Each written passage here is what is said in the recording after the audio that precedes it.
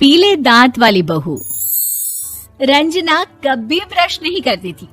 उसे कितनी बार उसके माँ बाप ने डांटा, लेकिन उसका कोई असर उस पर होता ही नहीं था, जिस कारण से उसके दांत पीले पीले हो जाते हैं। शादी के बाद अरे बहू, वैसे तो तुझ में कोई कमी नहीं है, पर तेरे दांत इतने पीले कैसे हैं बेटा? कैसे मतलब? कोई सर्जरी थोड़ी ना कराइए। वो तो क्या नाम, मैं ब्रश नहीं करती थी तो पीले हो गए। अब क्या करूं? आप कहें तो लाल करवा लूं या फिर काले? यार ये क्या है, क्यों माँ से लड़ रही हो?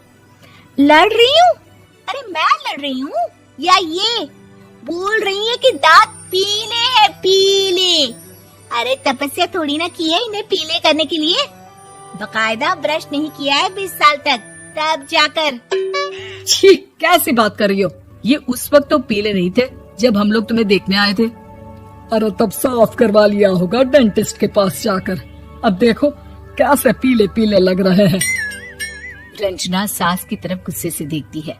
फिर शुरू हो गई पीले पीले पीले। अरे पीले तो तब भी थे जब मेरे हाथ का रसगुल्ला उड़ा उड़ा कर खा रही थी और बोल रही थी, लड़की नहीं गुणों का खजाना दे रहे भाई साहब आप। खैर, अब वो लोग करते भी तो क्या करते, पीले दांत वाली बहू पल्ले पड़ी थी तो झेलना तो था ही। एक दिन कीर्तन में रंजना गाना गा रही थी।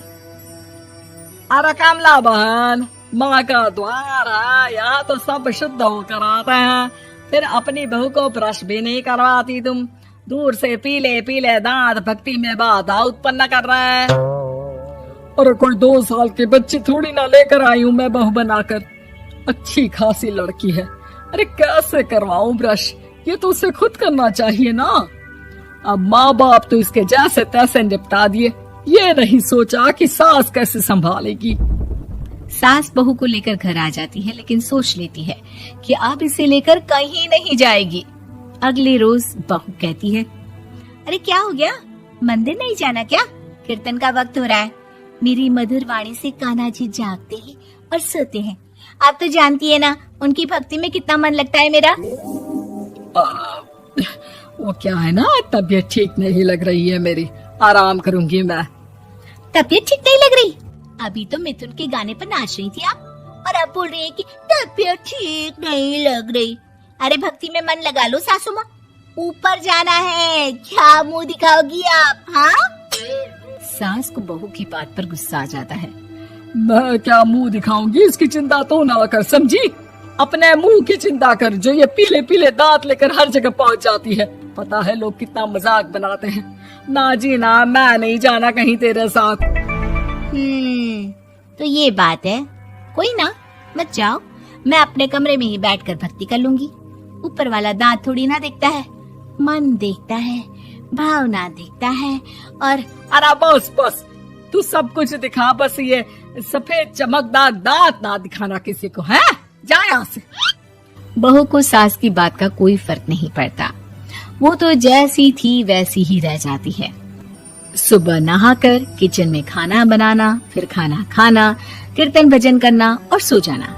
एक दिन, माँ जी मैं सहेली के घर जा रही हूँ, शाम को लेट आऊंगी। हाँ हाँ तो जाना, मैंने कौन सा तेरी आरती करनी है घर पर बैठकर। रंजना सहेली के घर जाती है, जहाँ वो पार्टी में जाने की तैयारी कर रही होती है।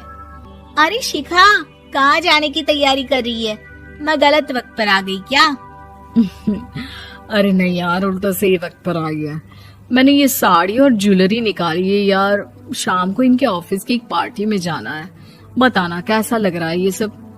नहीं यार, इस ड्रेस के साथ तो वो वाली ज्वेलरी अच्छी लगेगी। हाँ हाँ सही बोल रही है, मैंने ध्यान ही नहीं दिया। वैसे तो हमेशा से मस्त फैशन सेंस रखती है। तो बड़ा जाती होगी ना पति के साथ पार्टी में। रंजना कुछ नहीं बोलती, बस सोचती है कि यार काश ये बात सही हो जाती, पर मैं क्यों नहीं जाती पार्टी में? क्या इन लोगों की कोई पार्टी होती नहीं होगी? रंजना घर आती है और रात में पति से सवाल करती है, एक बात बताइए, आप मुझे किसी पार्टी में क्यों नहीं ले जाते? क्या आपकी यहाँ ऑफिस में पार्टी नहीं होती? पति बेचारा क्या कहता कि दांत पीले हैं तुम्हारे इसलिए। अरे कोई पार्टी होती नहीं हम लोगों के ऑफिस में, तो कहाँ से लेकर जाऊं? और मार्केट, मॉल, कहीं वीकेंड घूमना, कहीं तो।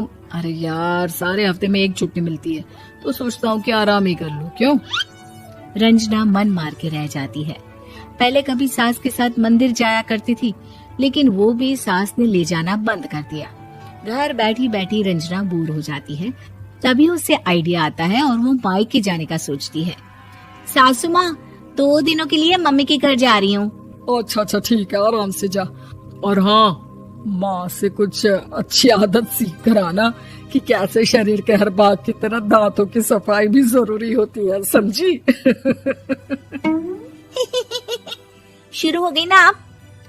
वो लोग आपकी तरह नहीं है कि छोटी छोटी बात का बतंगड़ बना दे। उन लोगों के लिए मैं मायने रखती हूँ, ना कि मेरे पीले पीले दांत। रंजना माँ को बिना बताए उन लोगों को सरप्राइज देती है, लेकिन जैसे ही वो दरवाजे पर पहुंचती है, अंदर देखती है कि घर वाले कहीं जा रहे होते हैं। अब माँ, काश रंजना दीदी के दांतों वाली प्रॉब्लम नहीं होती, तो वो भी हम लोगों के साथ चलती ना बुआ जी की बेटी की शादी में।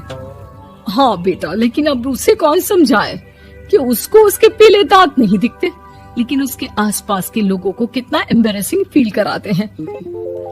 मुझे तो कितनी बार उसके स्कूल की टीचर ने शिकायत की कि उसके साथ कोई लड़की बैठना भी नहीं चाहती, और ना ही कॉलेज में कोई उससे बात करना चाहता था।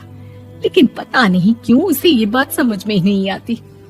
कोई कमी नहीं है उस लड़की में, बस यही कि दांत पीले हैं। वो तो भला हो जीजा जी और उनकी माँ का, जो दीदी को जैसी है वैसे ही रखा हुआ है।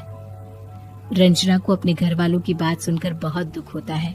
वो सोचती है कि वो क्या करे, लेकिन फिर वो सीधा डेंटिस्ट के पास जाती है, अपने दांत चमकाती है और कसम खाती है कि वो रोज ब्रश करेगी। अरे क्या हो गया? तुम तो 2 दिनों के लिए गई थी ना, पर कोई ना, अच्छा है, चलो आ गई तो। रंजना सास के सामने आकर खड़ी हो जाती है और पूरी स्माइल करती है, उसके चमकदार दांतों को दिखाती हुई। हैं?